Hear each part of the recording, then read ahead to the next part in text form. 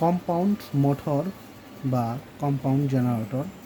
Compound মোটরের short shunt মোটরের যদি কোনো ম্যাথমেটিক্যাল সমাধান করতে হয় তাহলে এই চিত্রটা অবশ্যই আমাদেরকে মাথায় নিতে হবে। তারপর কি করতে হবে আমরা দেখি।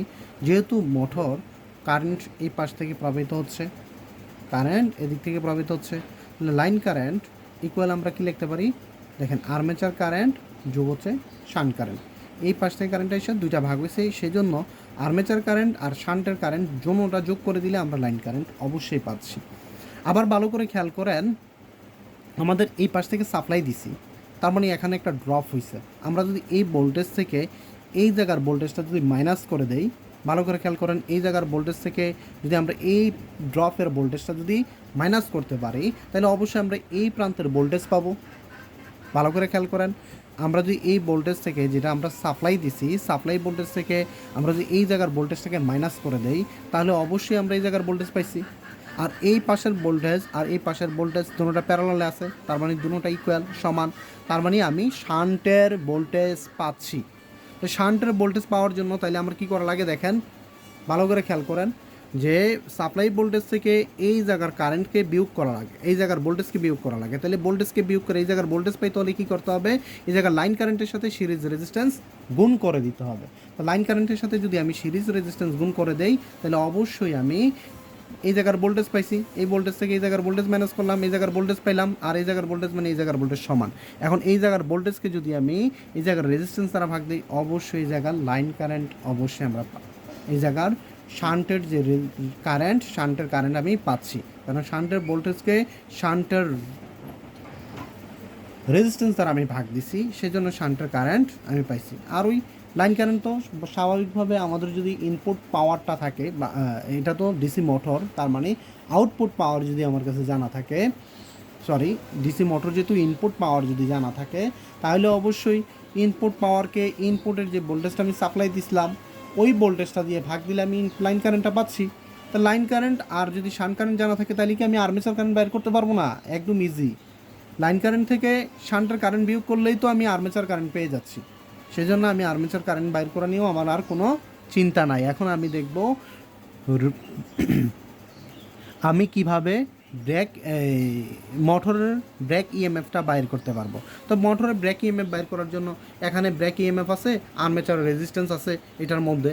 তো এইভাবে যদি আমি আবারও আগেরগুলোর মতো করে লুপ চালিয়ে দিই তাহলে অবশ্যই তো আমি এই জায়গার কী বাইর করতে পারি?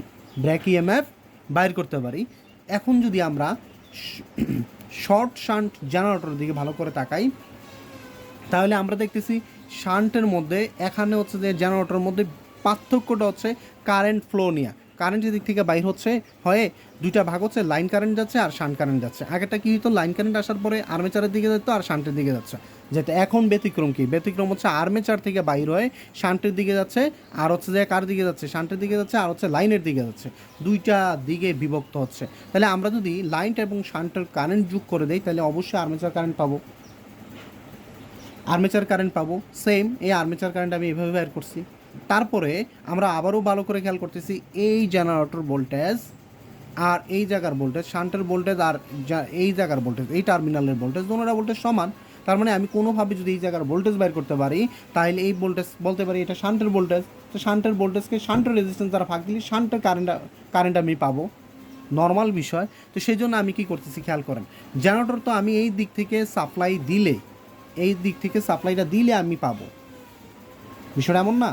তাহলে যদি এমন হয় তাহলে খেয়াল করেন তো এই জায়গার প্যারালালে কি আছে, এইটা আর এইটা, এই দুইটা এদিক থেকে দিলাম, তারপরে ভোল্টেজটা আমার এই জায়গায় সাপ্লাই ড্রপ করলো আর বাকিটা লোডে গেল, এখানে কিছু ড্রপ করলো বাকিটা আমার লোডে গেল। ভালো করে খেয়াল করেন, এদিক থেকে সাপ্লাই দেওয়ার পরে এই জায়গায় কিছু ড্রপ করলো আর বাকিটা আমার লোডে গেল, তাই না? তাহলে খেয়াল করেন, আমি যদি এই জায়গার ভোল্টেজ আর এই জায়গার ভোল্টেজ যোগ করি, মানে এই জায়গার আর এই জায়গার দুই জায়গার ভোল্টেজ যদি যোগ করি তাহলে আমার এই টার্মিনালে ভোল্টেজ পাচ্ছি আমি। ভালো করে খেয়াল করেন, এটা জেনারেটর, এটা মোটর না। মোটরে কী হয়েছে, এই জায়গার ভোল্টেজ ছিল, আমি এই জায়গার ভোল্টেজ মাইনাস করে দিয়েছি, এই জায়গায় সাপ্লাই দিছিলাম, এই জায়গার ভোল্টেজ বিয়োগ করে দিয়েছি, বাকিটা এই জায়গায় ড্রপ হয়েছে, বিষয়টা এমন। আর এখানে কি হচ্ছে, এই জায়গার ভোল্টেজটা আমি সাপ্লাই দিচ্ছি, এই জায়গায় মিলিয়া কী হয়েছে, ড্রপ হয়েছে, তার মানে এই দুই জায়গার ভোল্টেজ ড্রপ যদি আমি যোগ করে দেই তাহলে আমি অবশ্যই এই জায়গার ভোল্টেজটা পাবো, যেহেতু প্যারালালে ভোল্টেজ সমান। সেই জন্য আমি সেম কাজটা করতেছি। দেখেন জেনারেটরের ক্ষেত্রে ভোল্টেজটাকে যোগ করতেছি, বি প্লাস আইএল আর এসি সিরিজ রেজিস্ট্যান্সটা যোগ গুণ করছি, তারপরে শান্ট রেজিস্ট্যান্স দ্বারা ভাগ দিছি, তাইলে শান্ট কারেন্ট পাইছি আমি। তাহলে আর্মেচার কারেন্টও আমার শান্ট কারেন্ট যদি পাওয়া থাকে, তারপর হচ্ছে জেনারেটর আউটপুট ভোল্টেজ যদি আমার জানা থাকে, আউটপুট ভোল্টেজকে আমি এই ভোল্টেজ দ্বারা ভাগ দেবো, অবশ্যই আমি কী পাবো, লাইনের কারেন্ট পাবো। লাইন কারেন্ট আর শান্টের কারেন্ট যদি জানা থাকে, দুটোটা কারেন্ট যোগ করে দিলে আমি আর্মেচার কারেন্ট পাবো। আর আর্মেচার কারেন্ট জানা থাকলে আমি এইভাবে এই পথে লোড চালাইয়া অবশ্যই আমি জেনারেটেড ভোল্টেজটা অবশ্যই বাইর করতে পারবো। এই জেনারেটেড ভোল্টেজটা আমি লোড চালাইয়া বাইর করছি। আসেন লং শান্টের সময়, লং শান্ট শর্ট শান্ট থেকে ইজি হচ্ছে লং শান্ট। লং শান্টে দেখেন এই জায়গার কোনো রেজিস্ট্যান্স নাই, তার মানে এই জায়গার ভোল্টেজ এই জায়গার ভোল্টেজ সমান, তার মানে এই দুইটা সমান, তার মানে শান্টের ভোল্টেজ নিয়ে আগের মতো কোনো প্যারা নাই। শান্টের রেজিস্ট্যান্স আর আড়াইতে ভোল্টেজ হচ্ছে সাপ্লাই ভোল্টেজটাই, তাহলে আমি ভাগ দিলে শান্টের কারেন্টটা পেয়ে যাচ্ছি।